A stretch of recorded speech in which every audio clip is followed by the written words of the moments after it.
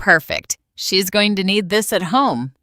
Those words came out of my son-in-law's mouth as he held up a maid's uniform, a blue uniform with a white apron that his mother had just given to my daughter Molly on her own wedding day. I saw how my girl's eyes filled with tears. I saw her clutching that uniform in her trembling hands, and something inside me, something that had been asleep for 60 years, woke up. My name is Elelina Pierce. I am 60 years old. And what happened that night at the Grand Ballroom in Dallas changed everything. But to understand what I did, I need you to listen from the beginning because there are stories that can't be told in one night. There are humiliation that are slowly woven with fake smiles and poisoned words. Molly met Robert 3 years before that wedding. It was January. I was preparing a pot of black coffee in the kitchen when she arrived, practically floating. "Mom, I met someone." That is how everything started. With that innocent phrase, with those bright eyes that I hadn't seen since she was a little girl. Robert came from a family with a well-known last name in the Upper East Side of Manhattan.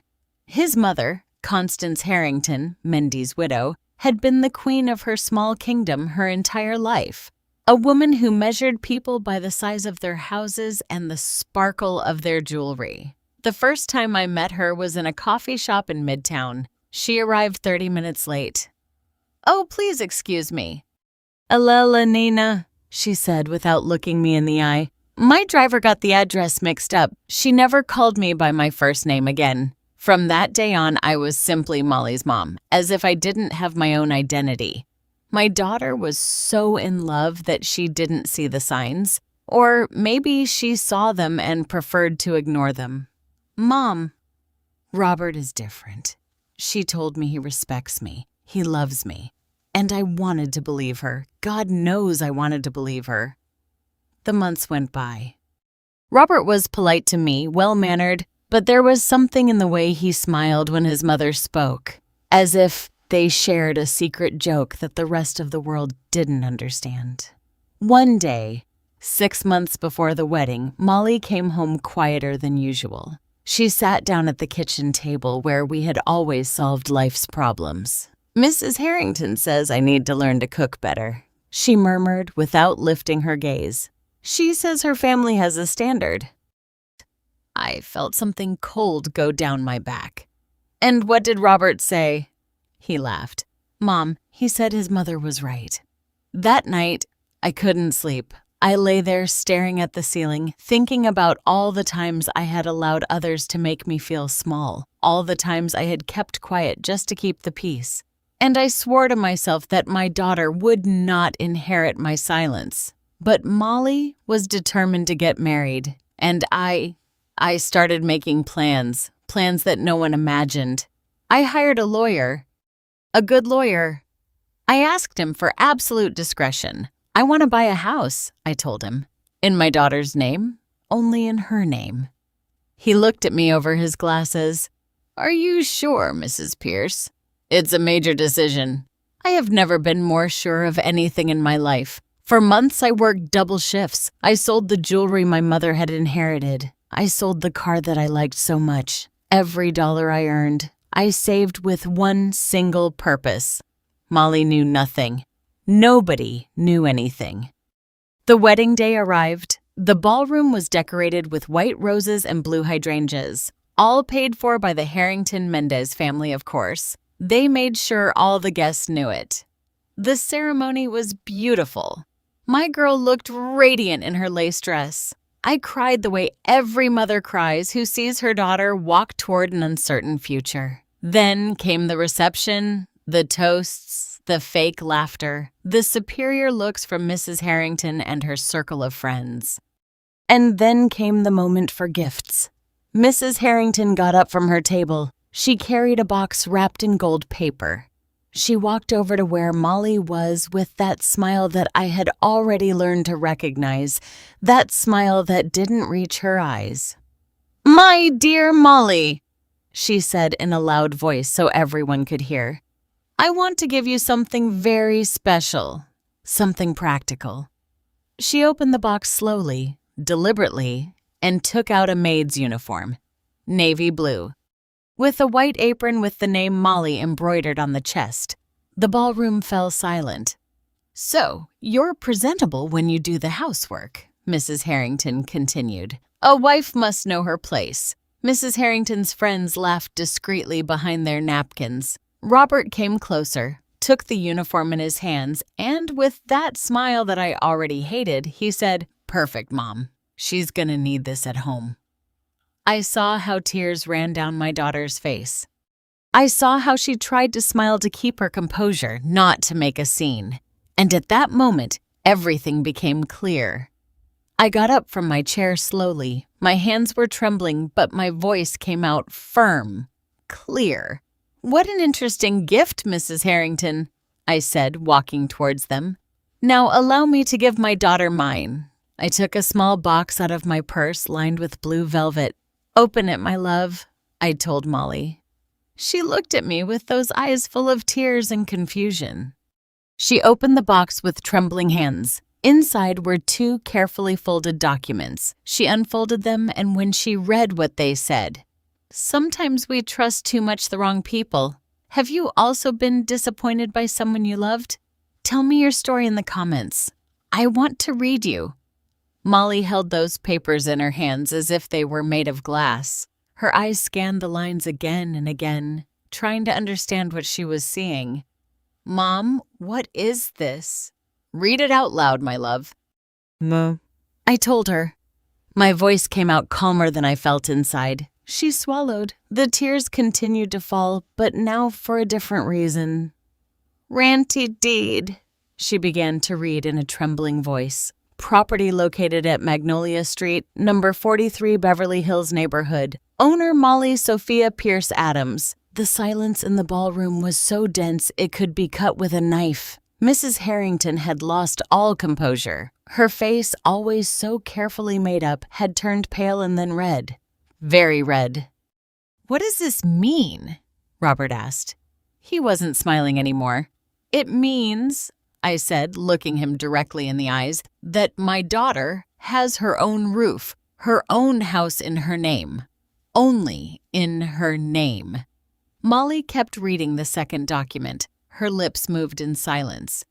"And this, Mom, this is a trust agreement." "Yes, my dear. A trust agreement that establishes that this house is yours and only yours. That no one can claim rights over it, not even your husband.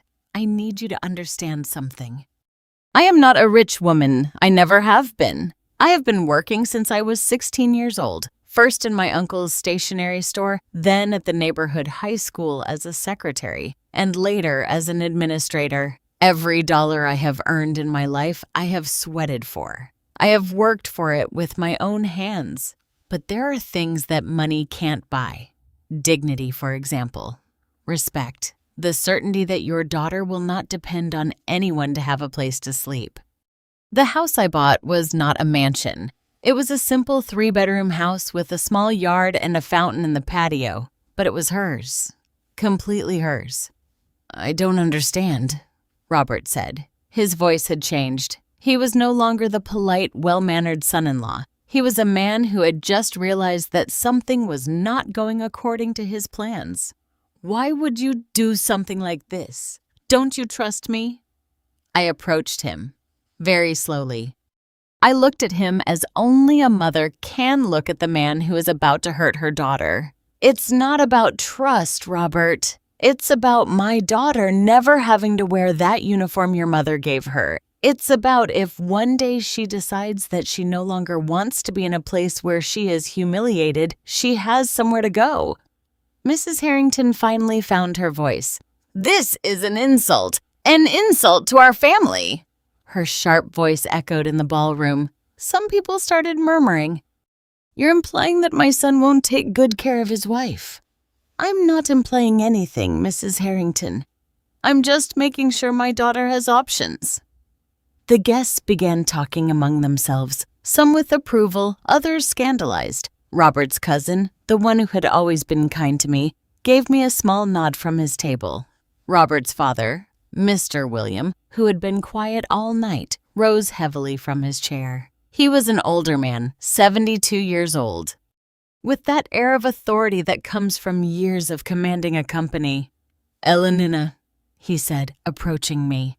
Everyone expected him to scold me to defend his wife, but he didn't. He approached Molly and took her hands in his. "Honey, your mother is a very wise woman, and you are very lucky to have her." Then he looked at me. "I couldn't do this for my own daughter. I wish I had. Maybe today she wouldn't be living in a marriage that makes her unhappy." Mrs. Harrington let out a gasp. "William! How dare you?" "I dare because it is the truth, Constance. I dare because I'm tired of seeing how you treat people as if they were less than you." The reception never recovered from that moment. Some guests started saying goodbye early. Others stayed, but with uncomfortable faces, not knowing where to look. Molly hugged me so tightly that I thought she was going to break my ribs. "Thank you, Mom," she whispered in my ear. "Thank you. Don't thank me yet, my dear. This is just the beginning." And she was right, because what happened that night was only the beginning. Let me tell you how I came to that moment. How I came to make that decision that changed everything. 6 months earlier, when Molly had told me about Mrs. Harrington's comment about her cooking, I had gone to visit my sister Lucy. Lucy is 2 years older than me. Her whole life she'd been prettier, thinner, more elegant. She married young to a man from a good family, Richard, a well-mannered, handsome man with a prosperous import business. For 20 years, Lucy lived in a beautiful house in the Hamptons. She had a driver, she had maids, she had everything a woman could desire except respect. Richard cheated on her. Everyone knew it. He didn't even bother to hide it. And when Lucy finally had the courage to ask for a divorce, she discovered something terrible. The house was in his name. The cars were in his name. The bank accounts were in his name. Lucy had nothing. After 20 years of marriage, of raising 3 children, of organizing her husband's business dinners, of being the perfect wife, she had nothing. She had to return to my parents' house at 42 years old with her children, with no money, with no options. The day I went to visit her, I found her in the kitchen of the house where we grew up. Our mother had passed away 2 years ago. The house was empty and sad. Lucy was preparing chamomile tea. Her hands, which before were always perfectly manicured, now looked rough without a manicure, with short nails. "You know what the worst part is, Ellie?" she said without looking at me. "It's not that he cheated on me. It's not that he left me. The worst part is realizing that I was never the owner of my own life. Everything I had was borrowed, and when I was no longer useful to him, he took it all away from me." We remained silent, drinking that bitter tea. "Molly is getting married," I finally told her. Lucy looked up. In her eyes, I saw something that broke my heart. Fear. "Don't let the same thing happen to her, Ellie. Please, don't let her make my mistake." That conversation changed something in me. It made me see that love is not enough, that goodwill is not enough, that promises are not enough. That same night, I started making calculations. How much had I saved? How much could I get? How much did I need? My salary as an administrator wasn't bad. After 30 years of work, I had managed to save something. Not much, but something. My mother's jewels were kept in a safe in my closet. A pearl necklace, some white gold earrings, a ring with a small diamond that my father had given her on their 25th anniversary. "Forgive me, Mom," I whispered that night as I took it out of its case. "But this is for your granddaughter. I know you would understand." I went to 3 different jewelers to get the best price. In the last one, the owner was an older gentleman who looked at me with tired eyes. "They are very beautiful pieces," he told me. "Are you sure you want to sell them?" "Completely sure." He gave me a fair price. Not excellent, but fair. I signed the papers without hesitation. Then I sold my car, a Ford Focus from 2008 that had lasted me years. It was old but reliable. A young student bought it from me for his wife. "It's so she can take the children to school," he explained with a shy smile. "It will last you many years," I told him. "Take good care of it." I started taking public transportation, the bus, the subway, long walks under the sun. At 60 years old, it was not easy, but every time I felt my legs hurt, that my back was killing me. I thought of Molly, of the uniform that Mrs. Harrington was probably already planning to give her, and I kept walking. I also started working weekends. I got an extra job giving computer classes to older adults at a community center. They didn't pay much, but every dollar counted. Molly noticed that I was more tired. "Mom, are you okay? You look very thin." "I'm perfect, my love. Just a little busy with work." I couldn't tell her the truth. Not yet. I needed it to be a surprise. I needed that day, the day of her wedding, when Mrs. Harrington tried to humiliate her. She would have something real, something tangible, something that no one could take away from her. 3 months before the wedding, I finally had enough money for the down payment. I went to look at houses with a real estate agent that a coworker had recommended to me. "I'm looking for something simple but dignified," I told him. "With a yard, if possible, a place where my daughter can feel at peace." We saw 7 houses. Some were in bad shape. Others were in areas that I didn't like. But the eighth was perfect. It was on a quiet street in Beverly Hills, a 2-story house painted a light peach color. It had a small fountain in the patio with blue and white tiles. Bougainvillea grew over the back wall, filling everything with a magenta color. "This one," I said. "This is it." The agent looked at me surprised. "You don't want to see the inside?" "Yes, of course, but I already know this is the one." We went in. The interior smelled of fresh paint and cleanliness. The living room was small but bright. The kitchen had enough space for a large table. The bedrooms were on the 2nd floor with windows overlooking the yard. In the main bedroom, there was a balcony. I looked out. From there, you could see the fountain in the patio. You could hear the water running softly.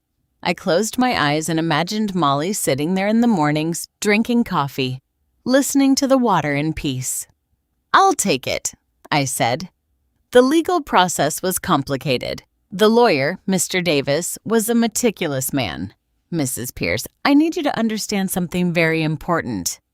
If we put the deed only in your daughter's name and then create the special trust agreement you are requesting, that means that even if she gets married, the house will continue to be only hers. The husband will not have any right over the property. That is exactly what I want. It is a little unusual. It can cause tensions in the marriage. Mr. Davis," I looked at him directly, "if it causes tensions, then it was the wrong marriage from the beginning." He nodded slowly. "I understand. We will proceed as you indicate." I signed all the papers. I paid all the notary fees. Every signature was an act of love. Every seal was a promise. The night before the wedding, I couldn't sleep. I got up at 3 o'clock in the morning and went to the kitchen. I made black coffee the way my mother taught me with cinnamon and brown sugar. I sat at the table, the same table where Molly had cried when Mrs. Harrington told her she needed to learn to cook better. I took the documents out of my bag. I unfolded them carefully. I read every line again, even though I already knew it by heart. "I hope I'm doing the right thing," I whispered into the darkness. "I hope one day she understands why I did this." Outside on the street, a dog barked in the distance. The clock in the living room struck 3:30. I folded the papers again. I put them in the blue velvet envelope that I had bought especially for this, and I waited for dawn. As I tell all this, I think about where you might be listening to me. Write the name of your city in the comments. After Mr. Williams said those words about his own daughter, the ballroom was divided. There were those who looked at me with admiration.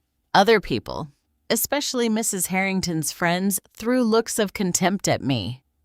Robert had moved away from us. He was in a corner with his mother, speaking softly but with abrupt gestures. She moved her hands as if she were conducting an invisible orchestra. She nodded a lot. Molly remained clinging to me.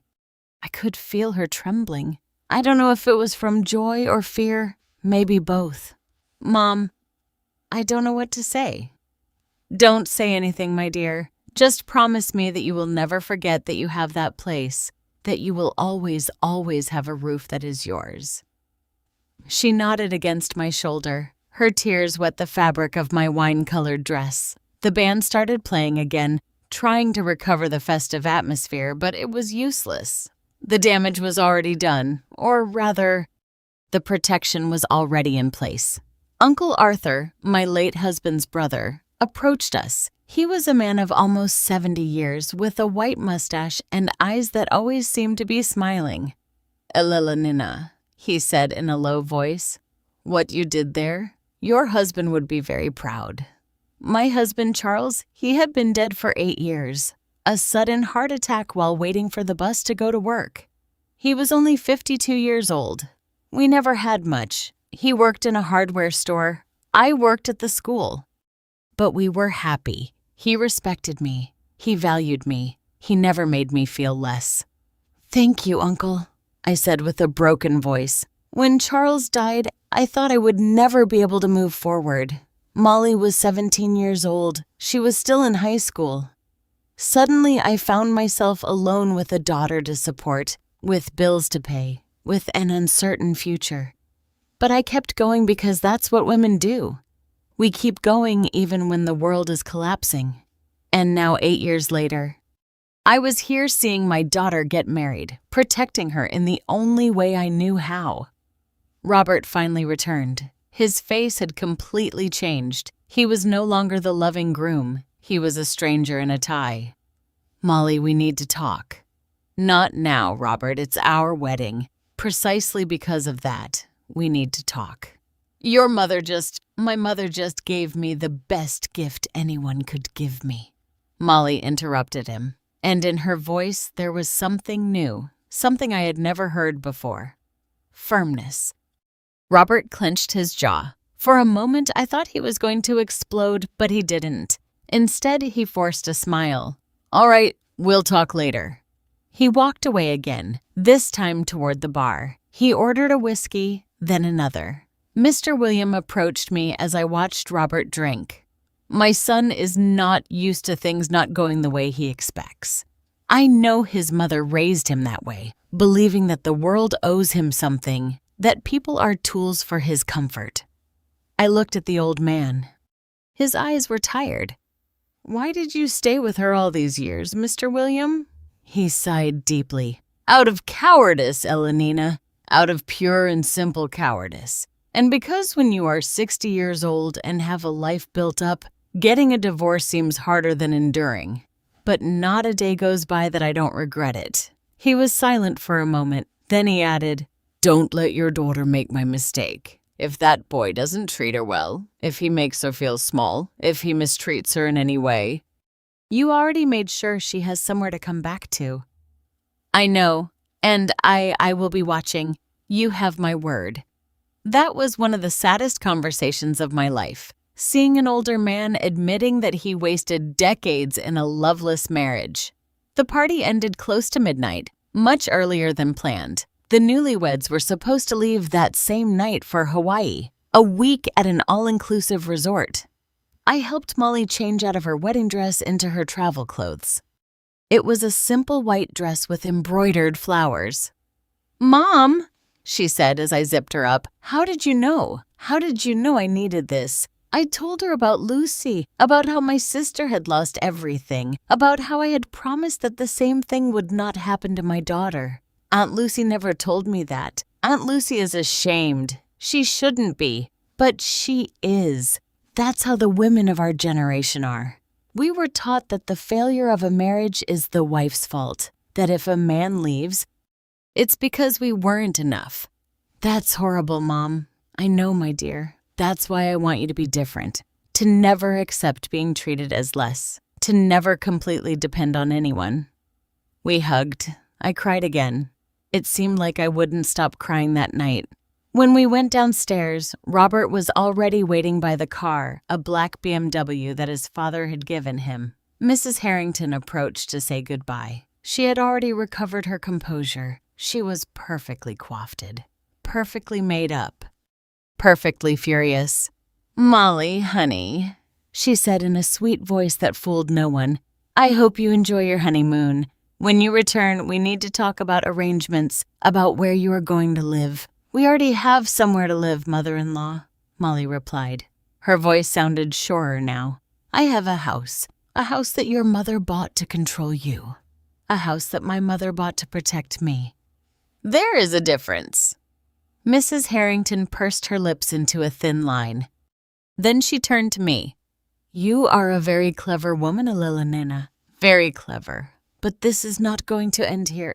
It wasn't my intention for it to end anyway, Mrs. Harrington. I only intended to protect my daughter. You protected her from my family, as if we were her enemies.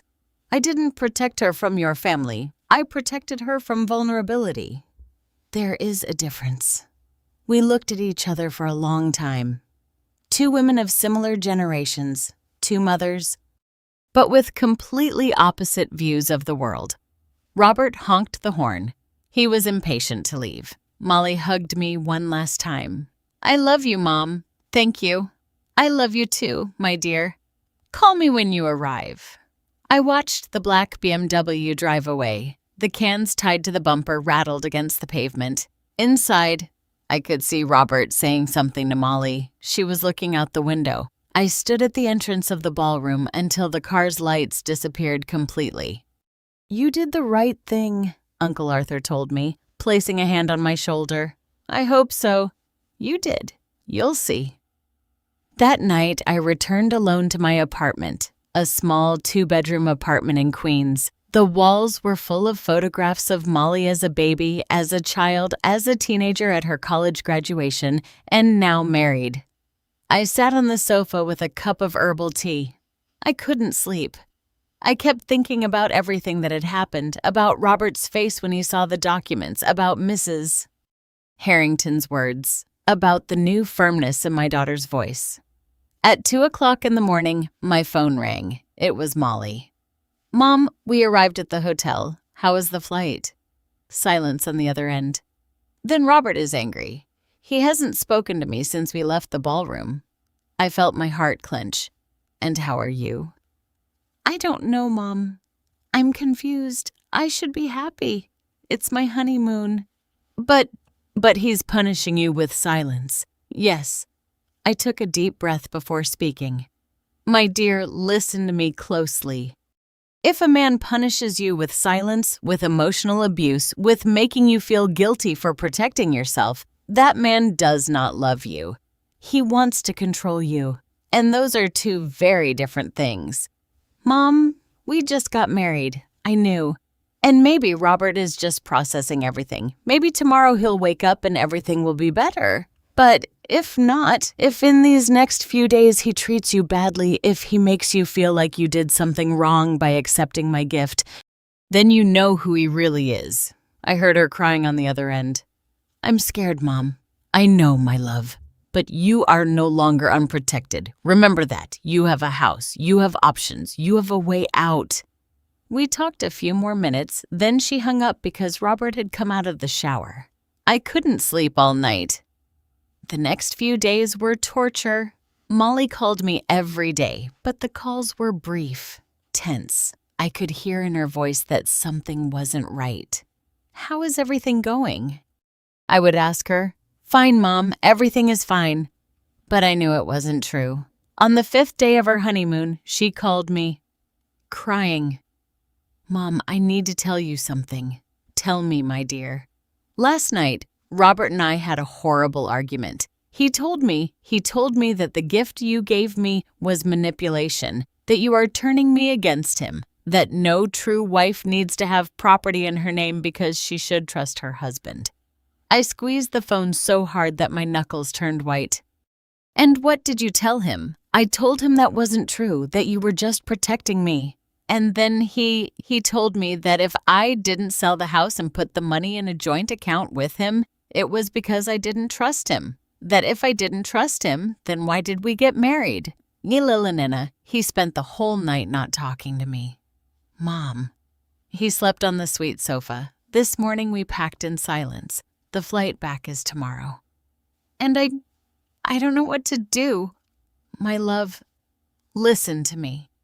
What Robert is doing has a name. It's called emotional manipulation. He is making you feel guilty for something that is not your fault. He is punishing you for having something that is yours. But Mom, maybe you're right. Maybe I should trust him more. Trusting does not mean giving up everything. Trusting does not mean giving up your security. Trusting does not mean putting yourself in a position of complete vulnerability. She cried and cried. I don't know what to do. Yes, you do, my dear. Deep down you know, but you're afraid. And it's okay to be afraid. But don't let fear make you make decisions that are going to hurt you. We hung up. I stayed seated in the kitchen, looking at the cup of coffee that was cooling in front of me. I thought about calling Robert, about telling him exactly what I thought of him, about yelling at him that my daughter was not his property, but I didn't because Molly needed to learn to defend herself. I could give her the tools, the house, the security, but the strength to use them. She had to find that herself. The next day they were picked up at the airport, Mrs. Harrington, Mr. William, and me. An awkward scene if there ever was one. Mrs. Harrington didn't speak a word to me. She behaved as if I were invisible. Mr. William, on the other hand, greeted me warmly. How have you been, Elelenina? Worried? I know, me too. When Molly and Robert came out of the migration area, I could immediately see that something had changed. They were walking separately. He was ahead, she was behind, as if they were two strangers who just happened to take the same flight. Molly hugged me tightly. She was thinner. She had dark circles under her eyes. My love, are you okay? Now I am, Mom. Robert greeted his parents. He completely ignored my presence. In the parking lot, Mrs. Harrington approached them. Children, come have dinner at the house tonight. We need to talk about your plans, about where you are going to live. Robert immediately nodded. Yes, Mom, let's go. But Molly said, No, thank you, Mother-in-law. I'm very tired. I want to go home to rest. Your house?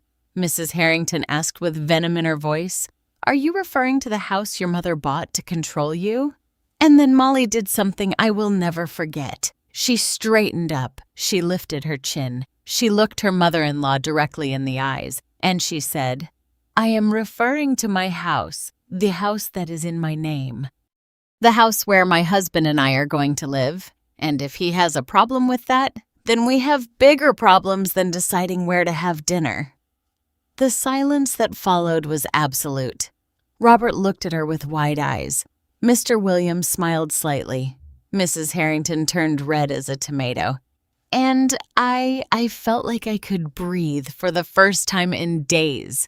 My daughter had found her voice. I still wonder if I did the right thing. And you? What would you have done in my place? The house in Beverly Hills was empty when we arrived. Molly had insisted that we go directly from the airport. Robert was driving the BMW in silence, jaw clenched. I followed in a taxi. When we arrived, the afternoon sun illuminated the bougainvillea growing over the wall. The fountain in the patio sang softly. Everything looked exactly as I had imagined that first time I saw the property. Molly got out of the car and stood in front of the main door. It was solid wood, walnut color with a wrought iron knocker in the shape of a moon. It's beautiful, Mom, she whispered. I took the keys out of my purse. 2 sets, one for her, another spare for me, just for safety. It's yours, my dear, all yours. Robert took the suitcases out of the car with abrupt movements. He dropped them at the entrance with more force than necessary. Are you going to let us in, or are we going to stand here admiring the facade? His voice was cutting. I opened the door. The interior smelled new of fresh paint and possibilities. The living room had clay tile floors. The windows overlooked the yard. There was a small dining room that connected to the kitchen. Everything was empty. Of course, there was no furniture yet. I thought you could decorate it to your liking. I told Molly, choose your own furniture. Make this place truly yours. She walked through every room, touching the walls, looking out the windows, discovering every corner. Her eyes shone in a way I hadn't seen in weeks. Robert, on the other hand, walked with his hands in his pockets, examining everything with a look of disgust. "It's small," he finally said. "It has 3 bedrooms, 2 full bathrooms, living room, dining room, kitchen, and a yard," I replied. "For a young couple, it is more than enough. My apartment in Midtown is bigger. This is her house, not a rented apartment." He looked at me with cold eyes. "It's not her house, it's Molly's. You made sure of that, didn't you?" "Exactly."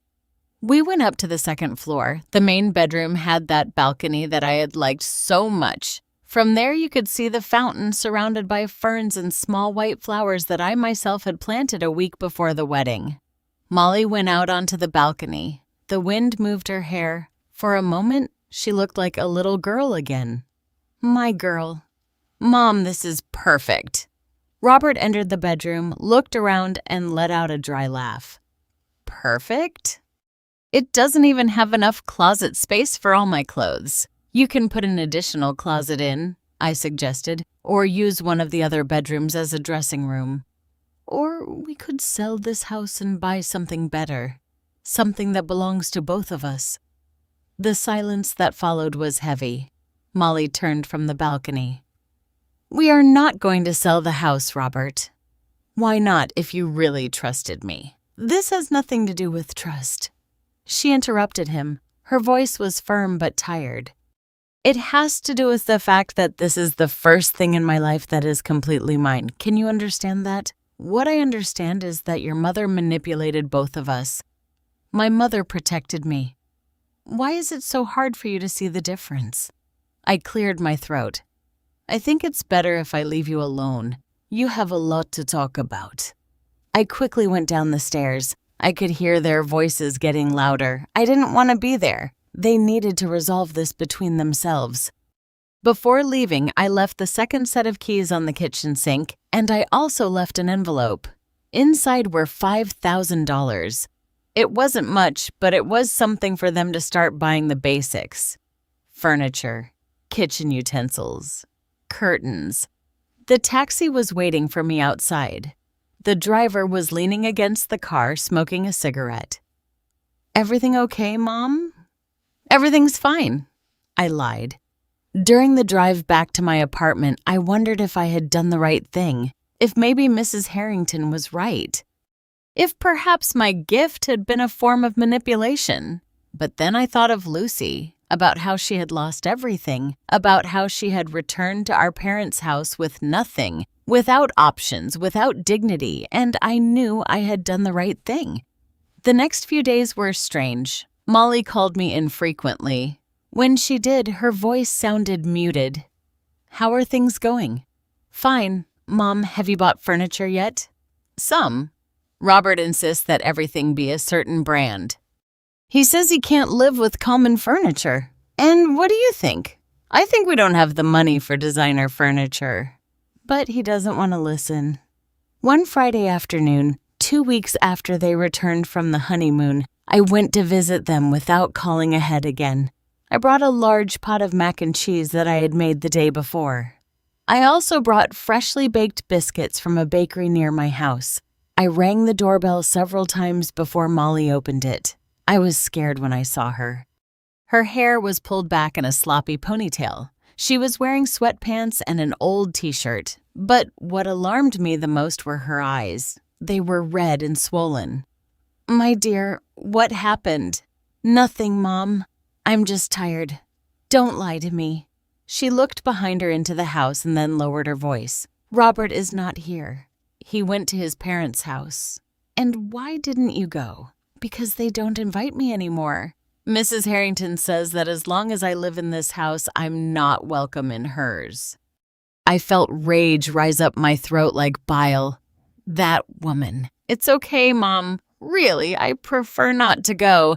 Every time I go, she makes me feel small."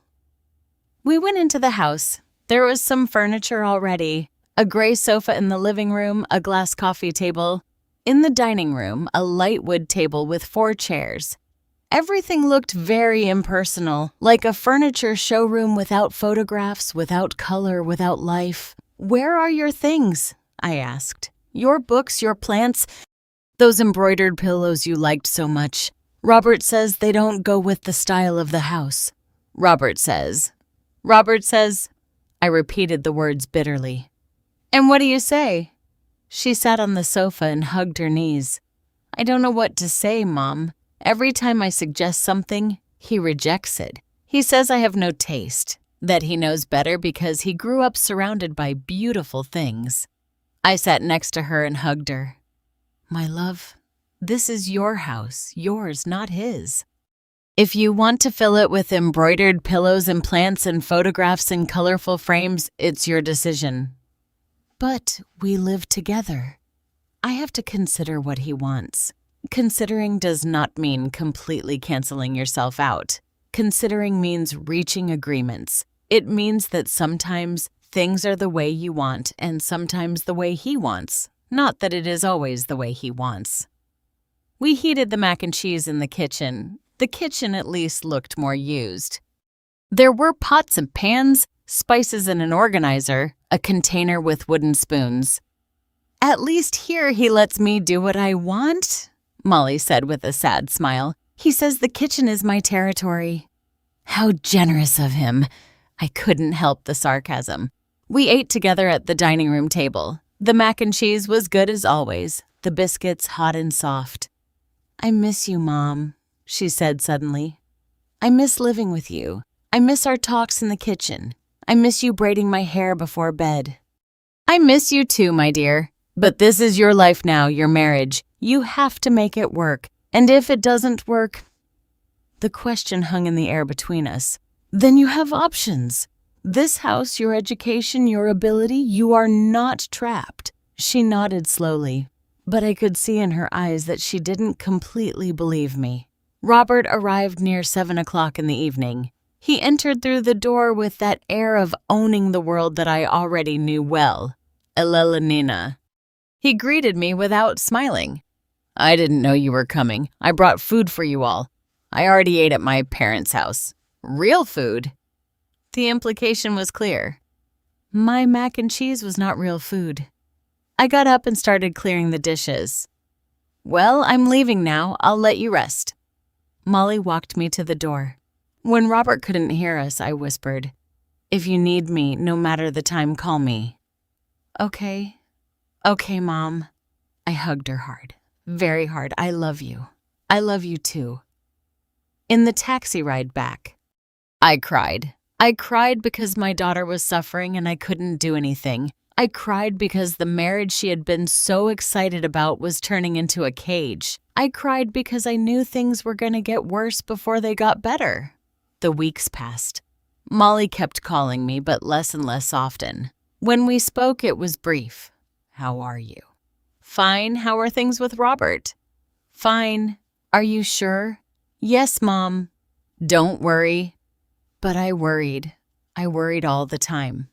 One Saturday morning, a month and a half after the wedding, my phone rang. It was Mr. William. "Elelenina, I need to talk to you."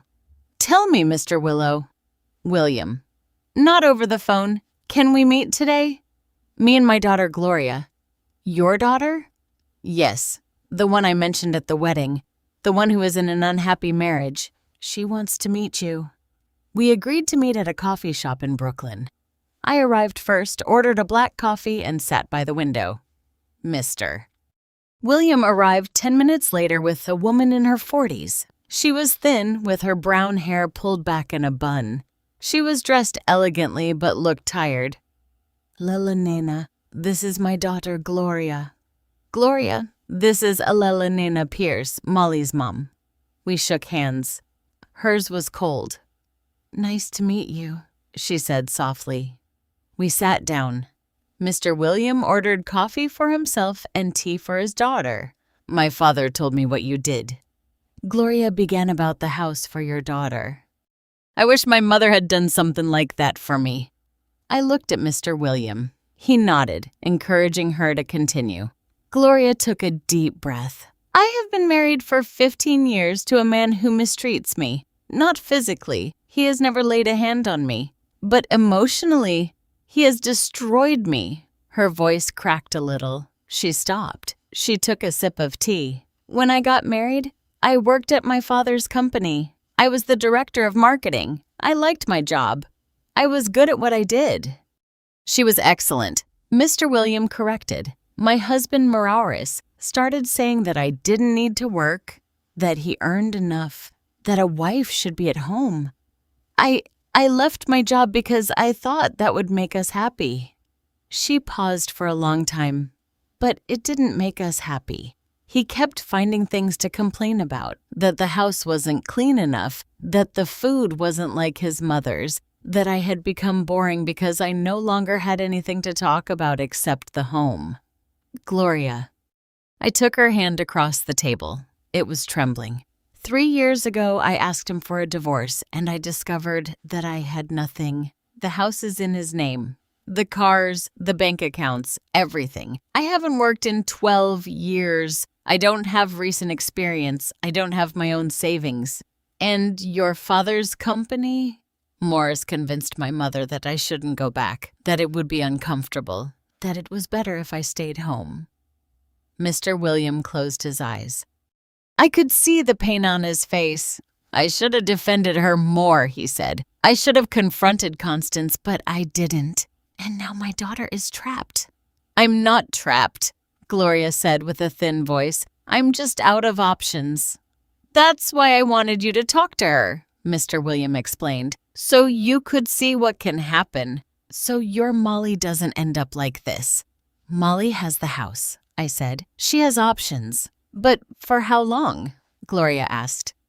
"How long before Robert convinces her to sell it or to put his name on the deed?" My husband also started like that, little by little, asking for small things, making me feel selfish for wanting to keep something of mine. Her words chilled my blood. "What are you telling me?" "I'm telling you to watch your daughter, to be vigilant, because men like Robert, like my brother, don't change. They just become more subtle." Mr. William looked at me with tired eyes. "Robert is my son and I love him. But I'm not blind. I know how he is. I know how his mother raised him. And I'm afraid for Molly." "Me too," I admitted. Gloria squeezed my hand. "Don't let your daughter end up like me. Please." We stayed there in that coffee shop in Brooklyn. 3 people united by the fear that the women we loved were in danger. When I returned home that afternoon, I called Molly. "My dear, I need to see you." "Mom, I can't right now. Robert and I are going to the movies." "To the movies? That's good." "What are you going to see?" "I don't know." "He's going to choose." "And you don't want to choose? I don't really care. Anyway, I never liked the same movies as him." That phrase, that simple phrase, told me everything I needed to know. My daughter was losing herself. "Molly." "Yes, Mom. I love you. And I'm here. I'm always going to be here." "I know, Mom. I love you too." We hung up. I stayed seated in my living room, looking at the photographs on the wall. Molly as a child, smiling without worries. Molly at her graduation, proud and happy. Molly on her wedding day, beautiful, but with something of fear in her eyes that I hadn't wanted to see. And I understood something. Giving her the house had been only the first step. I had put the tools for her freedom in her hands, but now I had to teach her how to use them because a cage doesn't need walls when the person caged doesn't know she can fly. As I tell all this, I think about where you might be listening to me. Write the name of your city in the comments.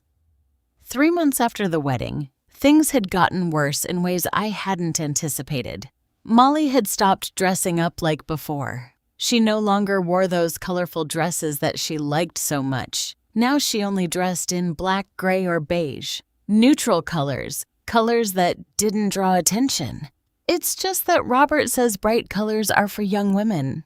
She explained to me one day when I asked her. He says that now that I'm a married woman, I should look more serious, more mature. You're 26 years old, Molly. You're young. I know, Mom, but it's easier this way. If I dress how he likes, we don't have arguments. She had also stopped seeing her friends. Lauren, her best friend since high school, had called me a week earlier. "Mrs. Pierce, is Molly okay?" She no longer answers my messages. The last time I invited her out for coffee, she told me she couldn't because Robert didn't want her to go out alone. That Robert didn't want her to go out alone? Yes. He said that he thought it was inappropriate for a married woman to be out with single friends, that it gave a bad image. Every new piece of information was like a dagger in my heart.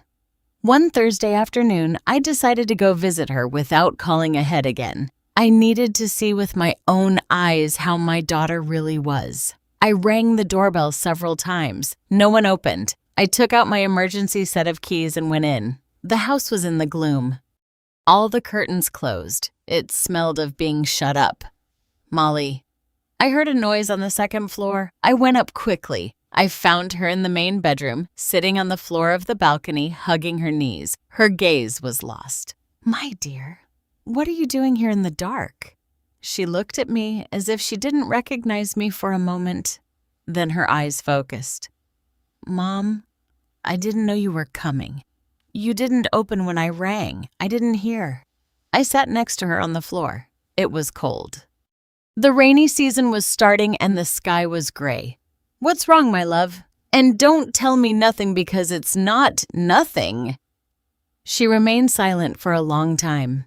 Then, in a voice so small I could barely hear her, she said, "I'm pregnant." The world stopped for a moment. "Pregnant? 2 months. And Robert knows." "Yes." "And what did he say?" She started crying. Deep sobs that shook her whole body. "He said that now I definitely wouldn't be able to work, that I would have to dedicate myself completely to the house and the baby. He said it was time to sell this house because with a baby, we are going to need something bigger, something in Midtown close to his parents." I felt my blood boil. Sell the house. He says that with what we get from this house and what he has saved, we can buy a nice apartment in both our names, of course, because now we are going to be a real family. "Molly, look at me." She looked up. Her eyes were red, swollen. "Don't sell the house." "But Mom, no, don't sell the house." I said every word clearly. "This house is your insurance. It is your freedom. It is your way out. Don't sell it." "But we're going to have a baby." Robert is right. We need something bigger. This house has 3 bedrooms, one for you, one for the baby, and one for guests. It is more than enough. Robert says the neighborhood is not good, that Beverly Hills is too far from everything. Robert says, "Always." Robert says, "And what do you say?" "Molly, what do you want?" She was silent, and in that silence I understood something terrible. My daughter no longer knew what she wanted. She no longer knew who she was. "Listen to me closely." I took her hands. "I know you are scared. I know a baby changes everything. But don't let fear make you give up the one thing that is yours. Robert has his properties. He has his money. He has everything. But this house is yours. Only yours. I don't want to fight with him, Mom. I'm so tired of fighting." "I know, my dear. I know." I hugged her while she cried. Her body was thinner. I could feel her ribs. "Have you eaten today?" "I'm not hungry. Are you going to the doctor?" "Robert wants me to go to his mother's gynecologist, a doctor in Midtown. And do you want to go to that doctor?" "I don't know him." "Then let's find another one. One that you choose. One that you feel comfortable with." Robert is going to get angry. Robert is not the one who is pregnant. You are. You decide. For the first time in that conversation, I saw a flash of something in her eyes. I don't know if it was hope or just a spark of the Molly I knew. That night, I stayed to sleep in the house. Molly didn't protest. I think she needed company. I made chicken soup with vegetables, nothing too heavy. She ate a little, but she ate something. We were watching television when Robert arrived near 10 o'clock in the evening. Elelanina! He greeted me with that cold tone that was already habitual. What are you doing here? I came to see my daughter. I see. Well, you've seen her. Now you can leave. Molly was sitting on the sofa very still. I could see how she tensed up. Actually, I'm going to stay tonight. I said Molly isn't feeling well and I want to be here. It's not necessary. I can take care of my wife. I'm sure you can, but I'm staying anyway. We stared at each other.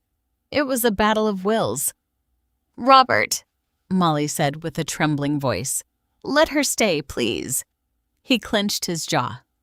Then he went up the stairs without saying a word. Thank you, Mom, Molly whispered. You have nothing to thank me for. I slept in the guest room. Or rather, I didn't sleep. I stayed awake listening. I heard when Robert entered the main bedroom. I heard their voices. He spoke in a low but harsh tone. She answered in monosyllables. I couldn't hear the exact words, but I didn't need to hear them. I knew that tone. It was the tone of a man who is used to getting his way. At 3 o'clock in the morning, I heard someone come down the stairs. I peered out. It was Molly. She went to the kitchen. She opened the refrigerator. She stood in front of the light looking at the contents without taking anything out. I got up and went downstairs. Can't sleep. She jumped. She hadn't heard me. Mom, you scared me. Sorry, my dear. Do you want me to make you something? Tea, warm milk, I don't know what I want. She sat down in one of the dining room chairs. I put milk with cinnamon on the stove to heat up. Robert is very angry, she said after a while. He says that you're turning me against him. That before the wedding, I was different. And what do you think? I think everything was easier before when we were just dating, when he was sweet and attentive. People don't change overnight, Molly. They just stopped pretending. Do you think he was pretending? I poured the milk into 2 mugs. I sat across from her. I think that when a man is courting, he shows his best version. And when he feels he has you, he shows his real version. So, the Robert I knew wasn't real. Maybe he was real, but he wasn't complete. Now, you are seeing the whole picture. She took a sip of milk. A tear rolled down her cheek. I don't know if I can do this, Mom. Being a wife, being a mother, living like this. You don't have to live like this. There are other ways. Get a divorce. We just got married. I'm pregnant. I can't get a divorce. I'm not saying you have to get a divorce. I'm saying you set boundaries. That you let him know that he can't treat you like you're his property. It's easier said than done. I know, my dear. Believe me, I know. We finished the milk in silence. Then I walked her back to her bedroom. Mom. Yes. Were you happy with my dad? The question caught me by surprise. Your dad was a good man. But did you have problems? All marriages have problems, my love. The difference is how you resolve them. Your dad and I talked. We listened to each other. We respected each other. Neither of us tried to control the other. Robert says that controlling is another way of loving. That when someone loves you, they want to know where you are, what you're doing, who you're talking to. That's not love, Molly. That's possession. And there's a huge difference since. She nodded slowly. Good night, Mom. Good night, my dear. The next morning, I woke up early. I went downstairs and made coffee. I also made scrambled eggs with home fries. Robert came down first. He was dressed in a perfectly ironed gray suit. He smelled of expensive cologne. Good morning, I told him. Good morning. He replied without looking at me. He poured himself coffee and sat at the table with his phone. Robert, we need to talk. We have nothing to talk about. I think we do. It's about Molly. My wife is not your problem. She is my daughter. She will always be my problem. He looked up from his phone. His eyes were cold. Look, Elelanina, I know you think you know me. That you know exactly what kind of man I am, but you don't know anything. I know enough. Yeah. Do you know that I love your daughter? That I would do anything for her? What I see is a man who is trying to isolate his wife, to cut her off from her friends, from her family, from everything that makes her feel like herself. What you see is what you want to see. Then prove me wrong. I don't have to prove anything to you. At that moment, Molly came downstairs. She was wearing an old nightgown, her hair messy. She looked vulnerable. "Good morning," she said in a small voice. Robert immediately stood up. His attitude changed completely. Suddenly, he was all smiles. "My love, how did you wake up? Did you sleep well?" "Yes. Do you want me to prepare you something?" "Fruit, yogurt." "I already prepared breakfast," I said. Robert gave me a quick glance. Then he smiled at Molly again.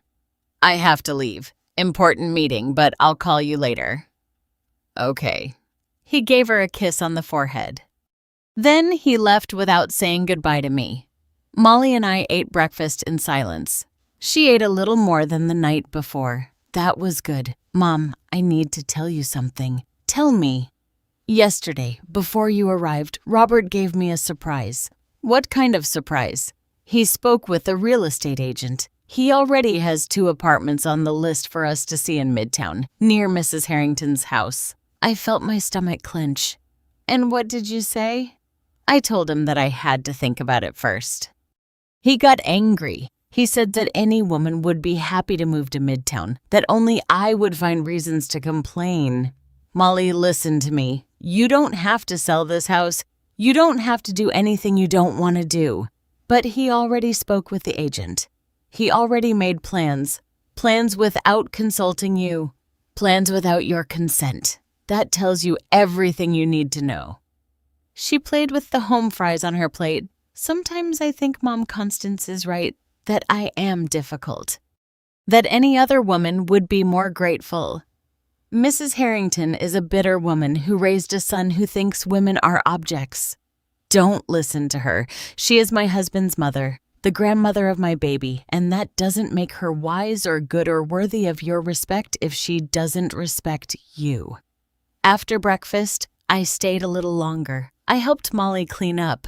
I noticed how she avoided certain topics, how she changed the conversation when I asked about her plans. Near noon, her phone rang. It was Robert. I could hear his voice from where I was. Loud, insistent. "Yes, she's leaving now." "No, nothing happened." "Yes, I promise you." "Okay, I love you too."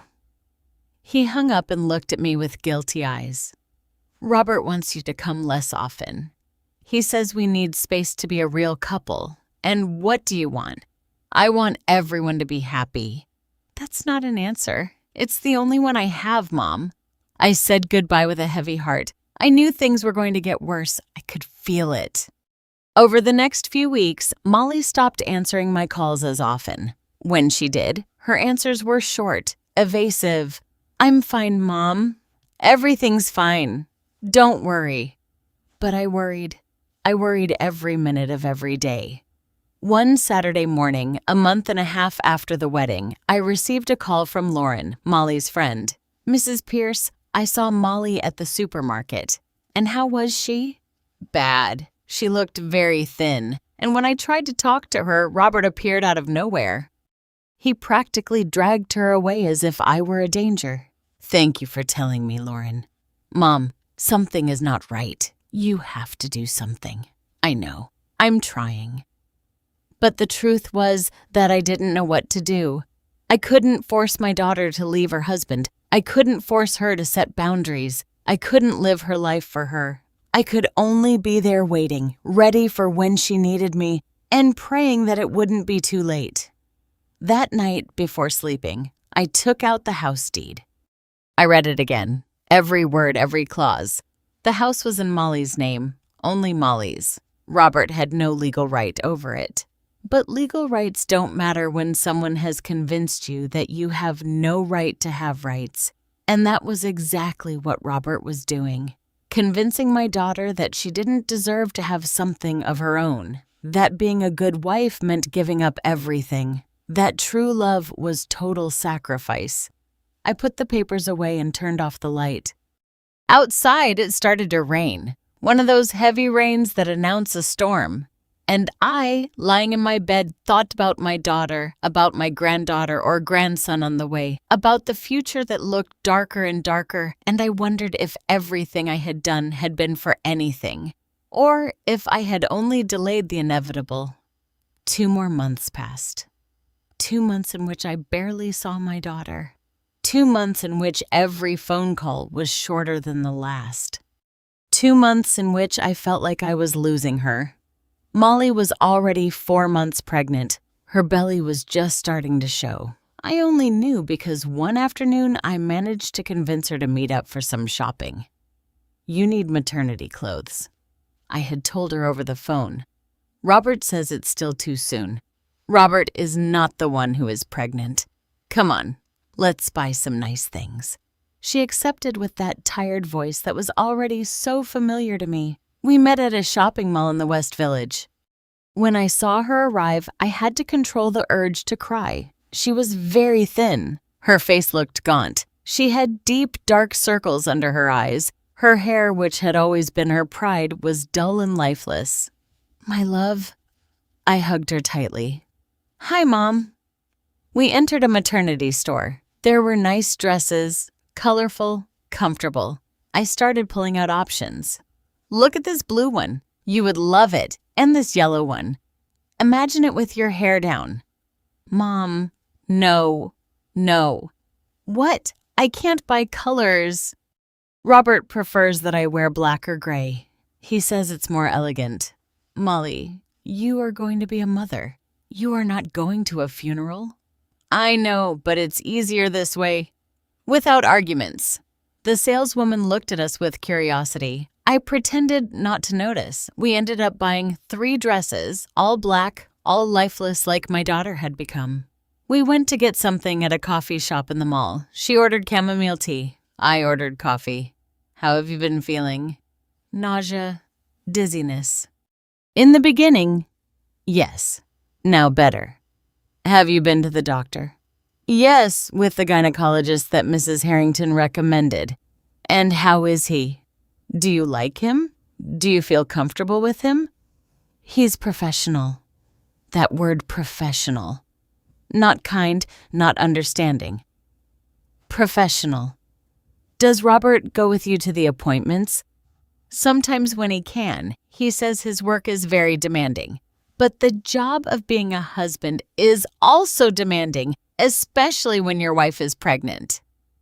She didn't say anything. She just stirred her tea with the spoon again and again, a nervous gesture that she had never had before. "Mom, there's something I need to tell you." My heart raced. "Tell me." "Robert found a buyer for the house." The world stopped. "What?" "It's a young couple. They have 2 children. They are willing to pay a good price. Robert says that with that money and what he has saved, we can buy the apartment in Midtown that he likes so much." "Molly, no, I already signed the preliminary papers." I felt like I couldn't breathe. "You already signed?" "Robert told me it was just to show that we were interested, that we could still back out." "And do you want to back out?" She started crying there in the middle of the coffee shop with people around. "I don't know what I want, Mom. Robert says it's what's best for the baby, that in Midtown there are better schools, better parks, better everything. That I am selfish for clinging to a house just because you gave it to me. That house is yours. It is your security. It is your freedom." Robert says that freedom in marriage is a myth, that when 2 people get married, they become one, and that what is mine is his, and what is his is mine. Then why is the new apartment going to be in both your names? But he didn't put the house in both your names. "When you got married," she was silent. I could see that she had never asked herself that question. She hadn't thought about that well. "Think about it now. Think carefully. Why does he want you to sell what is yours to buy something that will belong to both of you? Why don't you buy the new apartment and keep the house as an investment? He says we don't need 2 properties. He has more than 2 properties, Molly. He has the apartment where he lived when you were dating. He has a plot of land in Napa Valley that his dad inherited. He has shares in the family company, but the only thing he wants to get rid of is yours." I saw how the ideas began to connect in her mind, how she began to see what I had seen from the beginning. "My God," she whispered. "You're right. My love, I need you to promise me something. Don't sign anything else. Nothing. Until you talk to a lawyer." "A lawyer? Robert will think I don't trust him. And maybe you shouldn't trust him, at least not blindly." She wiped her tears with a napkin. "What am I going to do, Mom? I already signed those preliminary papers. Tomorrow, we will go with Mr. Davis, the lawyer who helped me with the deed for the house. He will tell us what can be done. Robert cannot find out." "He won't find out unless you tell him." We stayed a little longer in the coffee shop. Molly started talking, and once she started, she couldn't stop. She told me things that chilled my blood. How Robert checked her phone every night while she slept. How he had asked her for the passwords to all her social media accounts. How he got angry if she took more than 10 minutes to reply to his messages. How he had started criticizing her body, her weight, the way she dressed, the way she spoke. How Mrs. Harrington came to the house without calling and checked how clean it was. How she left her little notes where she had found dust or mess. How Robert had suggested that she quit her job even though she had only been working for a year as a graphic designer at a small agency. He says that with the baby, I won't be able to concentrate, that it's better if I resign now and dedicate myself to preparing everything for when he is born. And do you want to resign? I like my job. They don't pay much. But I like it. It makes me feel useful. Then don't resign. But Robert says. I hit the table gently but firmly. "And what do you say, Molly? When are you going to start saying what you want?" She looked at me with scared eyes like a little girl. "I don't know how. Then we will learn together." The next day, we went to see Mr. Davis. His office was in an old building in Boston. We went up 3 floors by narrow stairs. The lawyer was a man of about 60 years with thick glasses and a completely white beard. He received us warmly. "Mrs. Pierce, Miss Molly, come in." "Come in." I explained the situation to him. He listened carefully, making some notes in a notebook. When I finished, he leaned back in his chair and sighed. "I see. Well, first things first. Did you bring the papers you signed?" Molly took some documents out of her purse. The lawyer read them carefully. After a few minutes, he looked up. "This is a letter of intent. It is not legally binding. You can back out without any problem." Molly let out a sigh of relief. Seriously, but there is something more important that we must discuss. This house is deed only in your name." "Correct." "Yes. And there is a special trust agreement that prevents your husband from having rights over it." "Correct." "Well, I need you to know something.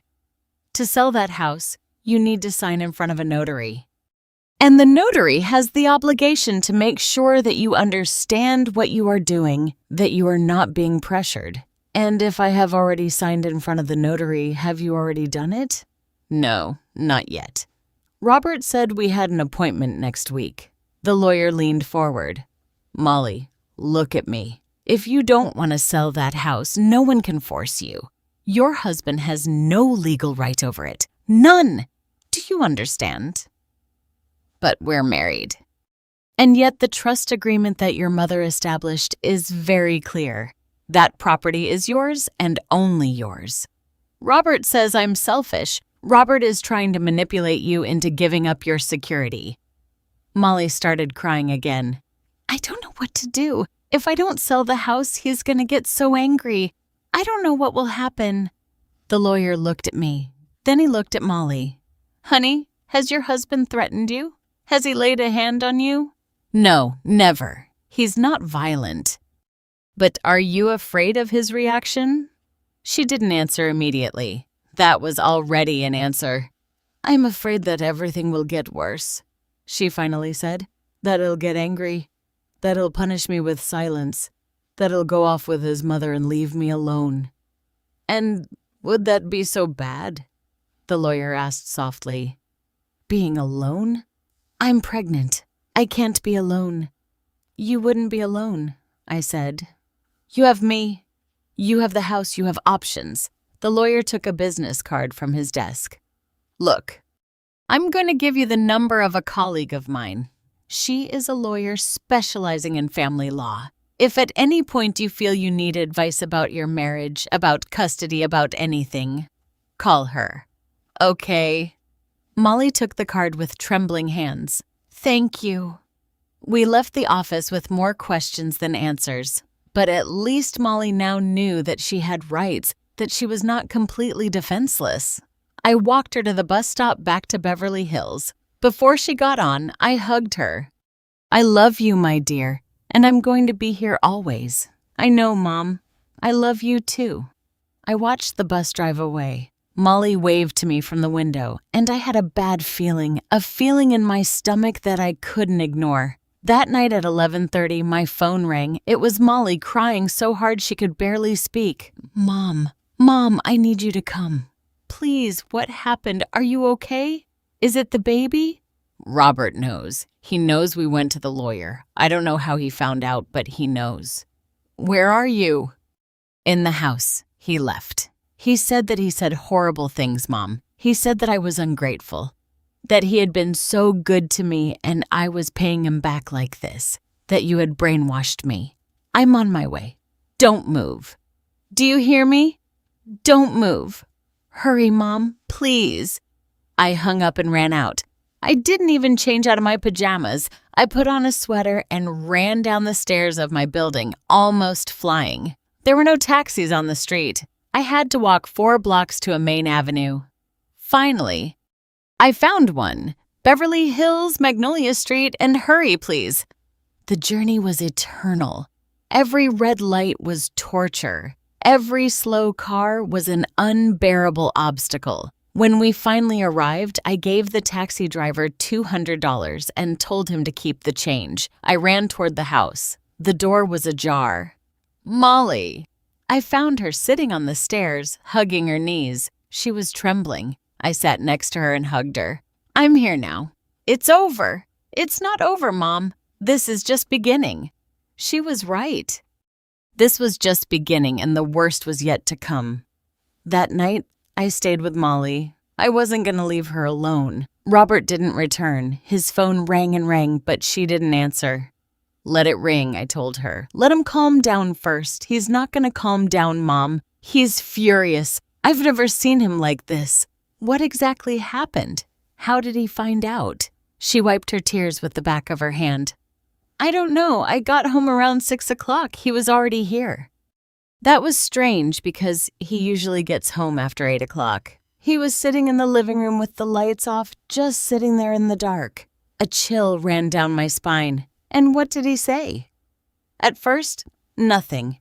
He just looked at me. Then he asked where I had been. I told him I had gone shopping with you. He asked me what I had bought. I showed him the dresses. He threw them on the floor. Molly trembled as she spoke. Then he said, "Were you shopping or were you with a lawyer?" I froze. Mom, how did he know? I didn't tell anyone, only you. Did someone see you? Someone you know? I don't know. Maybe the lawyer's office is in Boston.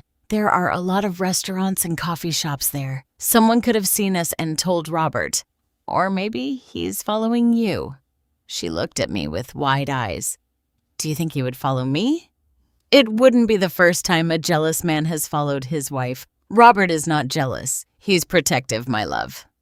There's a very thin line between protection and control, and Robert crossed it a long time ago. I made herbal tea for both of us. We sat on the living room sofa. Outside it had started raining again. The sound of the water against the windows was the only thing that broke the silence. What else did he tell you? He said that I was ungrateful, that any woman would be happy to have a husband like him, that he gave me everything and I only paid him back with distrust. I told him that I had only gone to consult about the papers I signed, that I wanted to make sure everything was all right. And what did he say? He yelled. I had never heard him yell like that. He said that we didn't need lawyers meddling in our marriage, that family problems are resolved in the family, that you had turned me against him from the beginning. I didn't turn you against him. I just gave you tools to protect yourself. I know, Mom. I know now. Molly's phone vibrated. It was a message from Robert. What does it say? She read out loud. I'm at my parents' house. I need to think. We'll talk tomorrow. But I want you to know that this has to end. Either you are completely with me or you are not with me at all. You decide. It's an ultimatum. Yes. And what are you going to do? Molly put her hands on her belly. Her small belly was barely noticeable under the loose t-shirt. I don't know. I have a baby on the way. I can't raise a child alone. You wouldn't be alone. You would have me and you would have your house and your job. Robert wants me to resign from work. Of course he does. Because as long as you have a job, you have independence, you have your own money, you have a life outside of him. Mom, you sound like you hate Robert. I don't hate him. I don't even really know him, but I hate what he's doing to you. I hate seeing how you're slowly disappearing. She started crying again. That night, she cried so much that I thought she wouldn't have any more tears left. At 3 o'clock in the morning, she finally fell asleep. I stayed awake, sitting in a chair next to the sofa where she was sleeping. I didn't want to leave her alone for a second. I thought about everything that had happened at the wedding, about the maid's uniform, about Robert's face when he saw the deed to the house, about how everything had gradually gotten worse. And I wondered what would have happened if I hadn't given her the house. If everything would have been different, if perhaps Robert would have been a better husband, if he hadn't felt threatened. But then I thought of Gloria, Robert's sister, about how she had lost everything, about how her mother hadn't protected her, and I knew I had done the right thing. The next morning, Molly woke up with swollen eyes. I made coffee and found bread in the cupboard. We ate breakfast in silence. I have to go to work, she said suddenly. Are you sure? Can you call and say you're sick? No, I need to go. I need to do something normal, something that reminds me who I am. I understood her. Sometimes the most important thing in the middle of chaos is to maintain a routine, something that anchors you to reality. Do you want me to go with you? No, Mom, I'm fine. Really, I'll take you at least. Okay. I took her in a taxi to the agency where she worked. It was a small building in Manhattan. Before getting out, she hugged me tight. Thank you for staying last night. I'm always going to stay when you need me. I know. I watched her walk into the building. She looked so fragile, so small. I returned to the house in Beverly Hills. I needed to make sure everything was in order in case Robert returned. I picked up the dresses that he had thrown on the floor, folded them carefully, and put them in the main bedroom closet. Then I went downstairs and washed the tea mugs from the night before. I tidied the kitchen. I took out the trash. I was finishing up when I heard someone open the front door. Robert. He came in like a whirlwind. He was wearing the same clothes as the day before. He smelled of cigarette and alcohol. His eyes were red. Where is Molly? At work, of course. Working as if nothing had happened. Something happened, Robert, and you know it. He looked at me with pure hatred. You? All of this is your fault. No. This is your fault for treating my daughter like she's your property. She is my wife. Being a wife doesn't mean being a slave. A slave? He laughed bitterly. I gave her everything. A respectable last name, a good family, a future for her and her child. And you convinced her that I am the enemy. I didn't have to convince her of anything. Your actions spoke for themselves. He approached me too close. I could feel his breath. Listen to me closely, Elelenina. Molly is my wife. That baby is my son. And this house fast is going to end. She is going to sell it. And we are going to buy something together as it should be. That is not for you to decide. Oh no, I'm her husband. I have every right. You have no right. The house is in her name, only hers. And if she doesn't want to sell it, it won't be sold. She already signed the papers. She signed a letter of intent. It is not binding. Ask your lawyer if you don't believe me. I saw his face change. It turned red, then purple. How do you know that?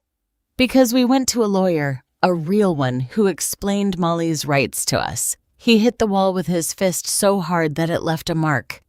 This is unbelievable. Unbelievable. My own wife going to lawyers behind my back. It wasn't behind your back. It was to protect herself. Protect herself. Protect herself from what? From me. I am her husband. I love her. Love doesn't control. Love doesn't isolate. Love doesn't manipulate. You don't know anything about love. You were widowed and bitter, and now you want your daughter to end up the same way. Those words hurt me, but I wasn't going to let him notice. My husband respected me every day of our life together. He never made me feel less. He never tried to control me. That is love, Robert. What you feel for Molly is not love. It is a need for possession. Get out of my house. This is not your house. It is Molly's. Get out. I didn't move. I'm going to leave. But listen to me closely. If you hurt my daughter, if you lay a hand on her, if you threaten her or hurt her in any way, I will personally make sure you pay for it. Are you threatening me? I'm promising you. I walked out of the house with my head held high, but when I closed the door behind me, my legs were shaking. I had crossed a line. I had confronted Robert directly, and I knew that would have consequences. I called Molly from a public phone on the corner. My dear, Robert is at the house. He arrived while I was there. What? What happened? We had a conversation. A strong conversation. I think it's better if you don't go home tonight.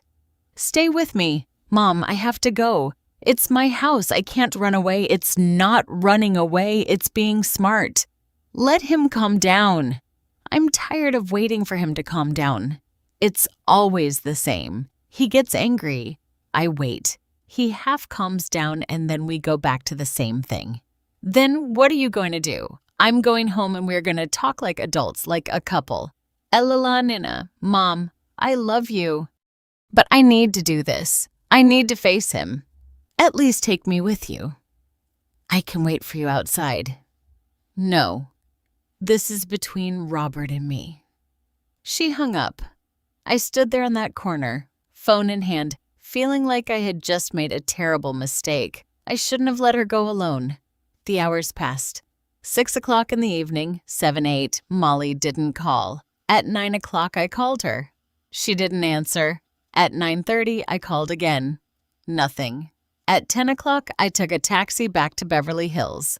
When I got to the house, all the lights were off. I rang the doorbell.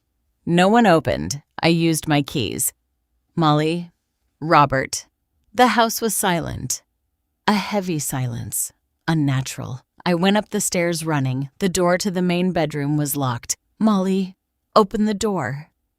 I heard a sob on the other side. Mom, open the door, my love.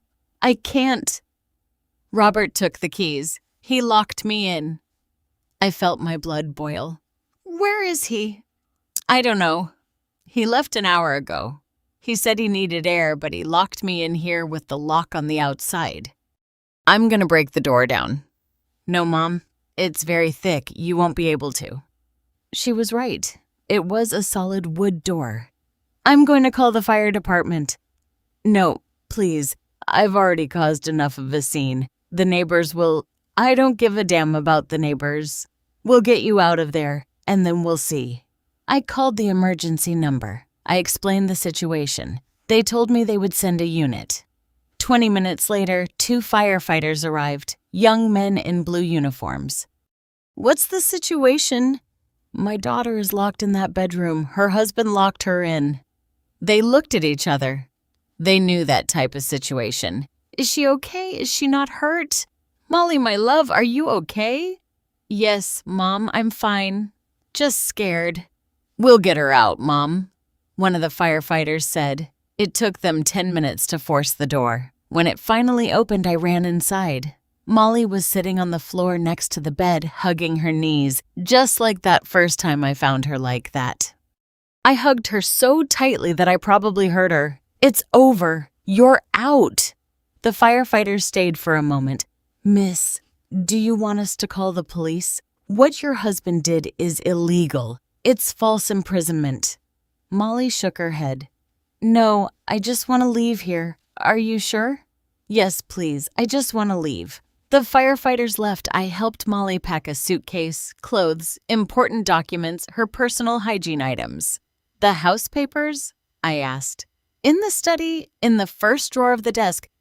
I ran downstairs. I found the documents, the deed, the trust agreement. Everything was there. I put them in my purse. When we left the house, it was almost 11 o'clock at night. The street was dark and silent. The bougainvillea moved in the wind. Molly turned to look at the house one last time.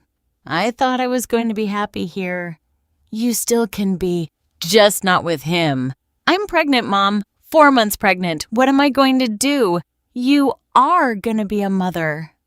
You are going to raise your child with dignity and love. And you are going to teach him or her that never ever does anyone have the right to lock you in." That night, Molly slept in my bed, just like when she was a little girl and had nightmares. And I stayed awake, watching, protecting, because I knew this wasn't over. Robert was not going to accept her leaving just like that. The storm was just beginning, and the worst was still to come. The next 3 days were hell. Robert called constantly. He left messages, some full of apologies, others full of threats. "My love, forgive me. I don't know what happened to me. I was so angry, so confused. Please come back. I promise it will be different." And then 2 hours later, "If you don't come back, I'm going to make you regret it. That baby is mine too. You can't take him away from me. My family has lawyers. The best. We are going to take custody away from you." Molly listened to the messages and cried. I deleted each one after she listened to it. "He can't take custody away from you." I told her, "You have nothing to worry about." "But his family has money, Mom. They have power. What if they can?" "They can't.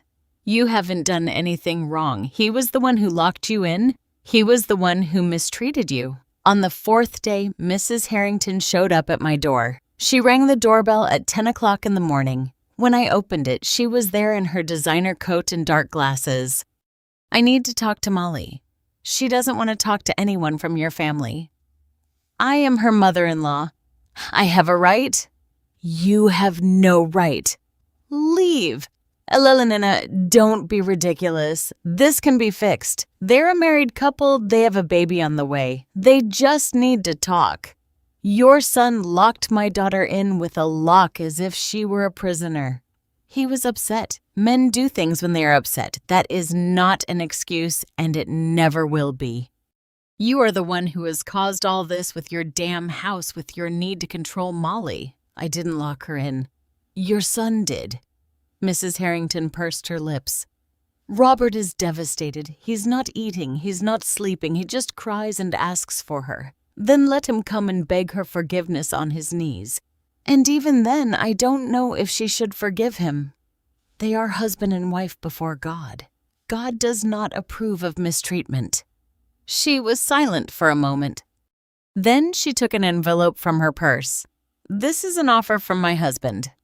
"An offer. If Molly returns to Robert, my husband will give her an apartment in her name, only hers as compensation." I couldn't believe what I was hearing.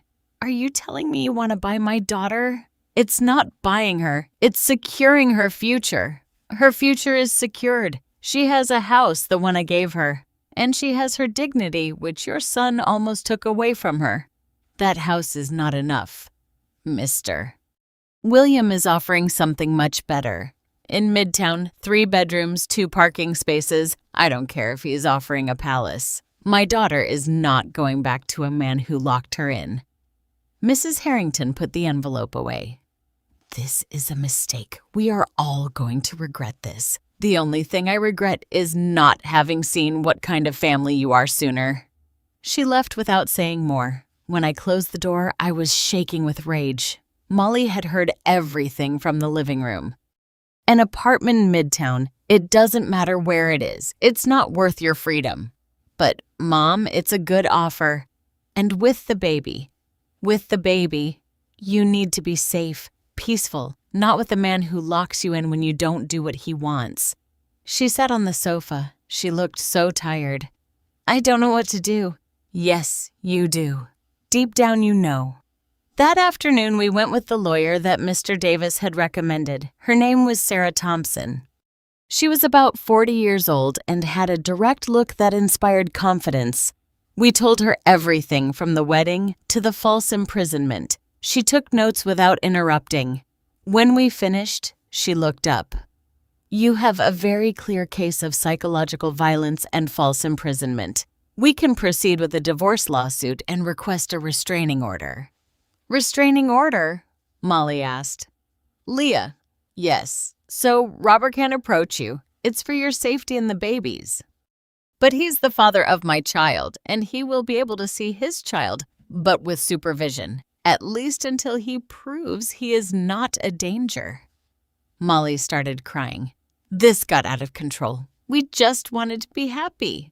I know, Sarah said softly, but happiness cannot be built on fear. And you are afraid of your husband. That is not right. We left the office with papers to sign a divorce lawsuit, a request for child support, a temporary restraining order. Everything was becoming real. Very real. That night, Molly finally made her decision. I'm getting a divorce. Are you sure? No, but it's the right thing to do for me, for my baby. I hugged her as tightly as I could. I'm proud of you. I'm so scared, Mom. I know, but I'm here and I'm never going to leave you alone. The next day we signed the papers. The lawyer presented everything to the judge. Robert received the notification 3 days later, and then the real hell began. Calls, messages, appearances at my building, calls to Molly's work. But she stood firm. I'm not coming back, she told him over the phone one night. I can't. You hurt me, Robert, and I need to protect myself. It's protecting yourself from me. I'm your husband. I love you. Love doesn't lock you in. Love doesn't control. My mom was right. Your mom destroyed you. We were happy until she put her ideas in your head. We weren't happy. I was unhappy. I was just so scared that I couldn't admit it. She hung up, and for the first time in months, I saw something in her eyes that I hadn't seen in a long time. Peace. Not happiness yet, but peace. And that was enough for now. 6 months later, Molly gave birth to a beautiful girl. Her name was Ellen, like my mother. The birth was natural, without complications. I was there holding her hand, wiping her forehead with a damp cloth. You did it, my dear. You did it. When they placed the baby in her arms, Molly cried, but this time they were tears of joy. Hello, my love. Hello, Ellen. Your mom is going to take care of you always, I promise you. Robert was not at the birth. The restraining order was still in effect. He could only see the baby with supervision once a week at a specialized center. At first, he went religiously. He held Ellen. He talked to her. He sang to her. But over time, the visits became spaced out. 2 weeks, 3 weeks, a month. Where is Dad? The center supervisor would ask when Molly arrived. I don't know. He didn't answer my messages. Robert had found someone else, a 23-year-old girl who worked at his father's company. Pretty young, no children, no house of her own, completely dependent on him. We found out from Gloria, Robert's sister, who had started visiting Molly regularly. My brother introduced his new girlfriend at the house. My mother is happy. She says he finally found someone who makes him happy. And Ellen? Molly asked. He doesn't mention her. It's as if she doesn't exist. I saw how my daughter's face went from surprise to pain and then to something different. Acceptance. At least now, Ellen won't grow up confused. She will grow up knowing that her mom loves her, and that's enough. The divorce was finalized 8 months after Ellen's birth. Robert signed everything without a fight. He was too busy with his new life. He waived shared custody. He only requested sporadic visits. I can't be a father right now, he told his lawyer. I have other priorities. The child support that the judge ordered him to pay was generous, but Robert almost never paid it on time. There was always an excuse, a problem with the bank, a business trip, a forgetfulness. Molly had to sue him 3 times for lack of payment. It's exhausting, Mom. Every month is a struggle. I know, my dear, but don't give up. That child support is Ellen's right. Meanwhile, Molly's life began to flourish in unexpected ways. She had returned to work when Ellen was 6 months old. Her boss, impressed by her dedication, offered her a promotion. I want you to be the creative director. You have talent and vision. She had also met other single mothers at the park. They formed a support group, helped each other with childcare, shared recipes, listened to each other when they needed to vent. For the first time in years, I feel like myself, she told me one afternoon as we were having coffee in her living room. The house in Beverly Hills now had life. There were photographs on the walls, plants in the windows, Ellen's toys everywhere. You look happy.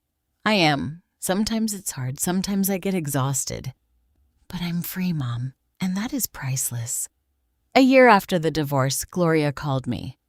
Elila Nina, I need to tell you something about Robert. What happened? He's getting married again to the young girl so fast. She's pregnant. My mother is organizing a big wedding. She says that this time everything is going to be different. That this girl really knows what it means to be a good wife. I felt sorry not for Robert, for that girl who didn't know what she was getting into. And how is Robert? Gloria sighed. Unhappy. It shows. He smiles for the photos, but he looks empty. My dad says that Robert asks about Molly, about Ellen, but he is too proud to admit that he made a mistake. 2 years after the divorce, we received news from the Harrington family again. Robert and his second wife had separated. She had left him, taking their 1-year-old son. She said he was controlling, that he isolated her from her family, that he checked her phone. Everything you said he was doing, Gloria told me over the phone. It's sad, I said sincerely. Sad that he doesn't learn. My dad tried to talk to him, told him he needed therapy. Robert yelled that everyone was against him, that modern women don't know how to be wives. Mr. William had tried to approach Molly several times. He wanted to meet his granddaughter, but he respected that she needed time. Finally, when Ellen turned 3, Molly accepted a visit. Mr. William arrived with tears in his eyes. She's just like you when you were a baby, he told Molly. Beautiful. He had brought her a gift, a small necklace with a cross charm. It was my mother's for Ellen to protect her. Thank you, Mr. William. I am so sorry for what my son did to you. I tried to raise him better. I really did. It's not your fault. Robert is an adult. He made his own decisions. The old man nodded sadly. Do you know Robert lost his job at the family company? Why? Because my dad discovered that he was diverting funds to maintain his lifestyle to impress his girlfriends. He fired him, and Mrs. Harrington continues to defend him. She says everyone is unfair to him, that the world is against him. But I am tired. Very tired. 3 months later, Mr. William passed away, a heart attack while he slept. Molly went to the funeral. She took Ellen, who already understood that this older gentleman was her grandfather. Robert was there. He looked gaunt, older than his 32 years indicated. When he saw Molly, he approached her. Thanks for coming.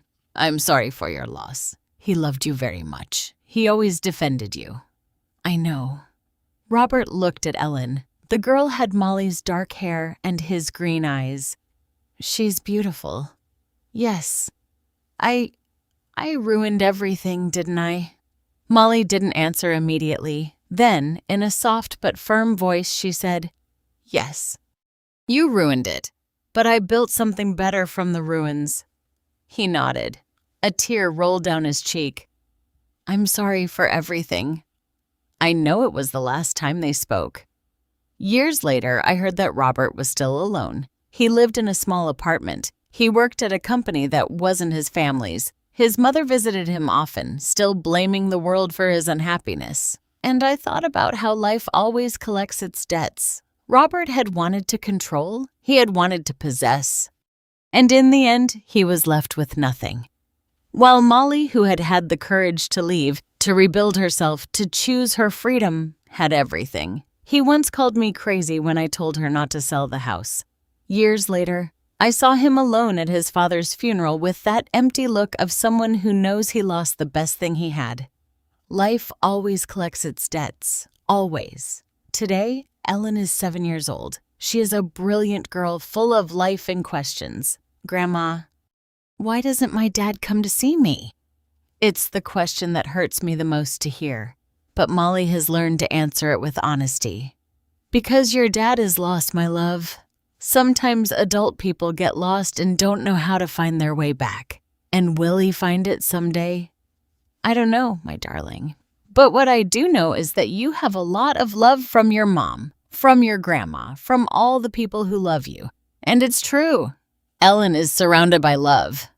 The house in Beverly Hills continues to be the refuge for both of them. Molly never sold it. She never considered it after that night. The bougainvillea has grown so much that it covers almost the entire back wall. The fountain continues to sing with the water falling over the tiles. And in the afternoons, Molly and Ellen sit on the main bedroom balcony to watch the sunset. This place saved us, Molly told me a few months ago. Not just physically, emotionally, having a place of my own. Something that no one could take away from me, gave me the strength to keep going. That's why I gave it to you, my dear.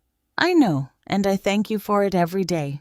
Molly is now creative director of a large agency. She earns well, has savings, and has started investing. I want Ellen to have what I had, she tells me. Security options, the certainty that she will never completely depend on anyone. She has also met someone. His name is Jeff. He is an elementary school teacher, divorced too. With a daughter Ellen's age, they are not in a hurry. They have only been dating for 6 months. But what I see in them is different from what I saw with Robert. I see respect. I see that he listens to her. I see that he consults her before making plans. I see that he doesn't try to change her. It's strange, Mom. Molly told me last week. With Robert, I always felt like I had to be less so he could feel like more. With Jeff, I feel like I can be everything I am. That's how love should be, my dear. You should never make yourself small so someone else can feel big. We know little about Robert, Gloria tells us from time to time. He is still alone. He has had some girlfriends, but no relationship lasts. He continues to blame everyone but himself for his unhappiness. Mrs. Harrington died last year. Until the end, she defended Robert. Until the end, she blamed modern women for not knowing how to be wives. Gloria finally gathered the courage to get a divorce 3 years ago. She now works again at the family company that was left in her hands after Mr. Williams' death. Your mom inspired me, she told me at a dinner we had at the house. Seeing how she protected Molly made me realize that I also deserved protection, even if I had to give it to myself. This afternoon, I am sitting in the patio of the Beverly Hills house. Ellen is playing with her dolls near the fountain. Molly is in the kitchen preparing iced tea. I look around and I see everything we built from those ruins. I see a strong mother raising her daughter with love and dignity. I see a happy girl who knows she is loved. I see a house full of life and laughter. And I think about that night at the Grand Ballroom in Dallas, about the maid's uniform, about Robert's face when he said, "Perfect, she's gonna need this at home." I think about how I took the box with the documents out, about how everything changed in that moment. And I realized that it wasn't the house that saved Molly. It was knowing that she had options. It was knowing that she was not trapped. It was knowing that her mother had loved her enough to give her the freedom to choose. Ellen runs toward me. "Grandma, when I grow up, am I going to have a house too?" "Yes, my love, your mom and I are going to make sure of that. So, no one can lock me in." I freeze. Molly comes out of the kitchen. "What did you say, my darling?" "I heard you telling Uncle Jeff that my dad locked you in and that's why you left." Molly kneels in front of her. Yes, my love, but that's over now. And the important thing is that I learned something. I learned that we should never ever let anyone take our freedom away. Do you understand? Yes, Mommy, and that's why we have this house, to always be free. Exactly. Ellen hugs her mom and then runs off to play again. Molly sits next to me. She takes my hand. Thank you, Mom, for everything. For the house, for believing in me when I didn't believe in myself, for staying that night, for all the nights. You have nothing to thank me for. You are my daughter. I will always protect you. And I am going to protect Ellen. I am going to teach her what you taught me, that true love doesn't control, that freedom is not selfishness, that a woman must always have something of her own. We sit watching Ellen play. The sun is setting. The bougainvillea looks even more beautiful in the golden light of the sunset. And I think about all the women who are listening to this story. The ones who are in difficult marriages. The ones who are afraid to leave. The ones who think they have no options. I want them to know something. There are always options. There is always a way out. There is always hope. Sometimes we just need someone to remind us of it. Sometimes we just need a house or a job or a friend or a mother who tells us you can do it. You are worthy. You deserve to be free.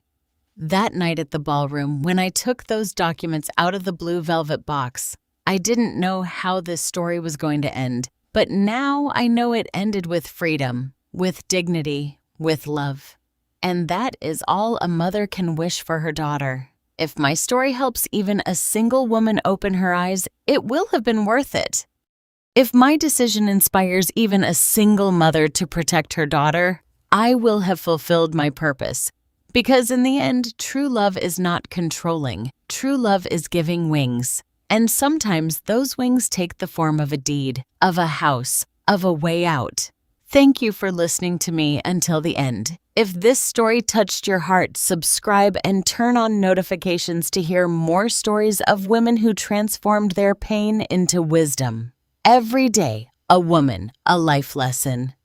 Share this story with someone you love. Sometimes a story like this can change an entire day. God bless you, and until next,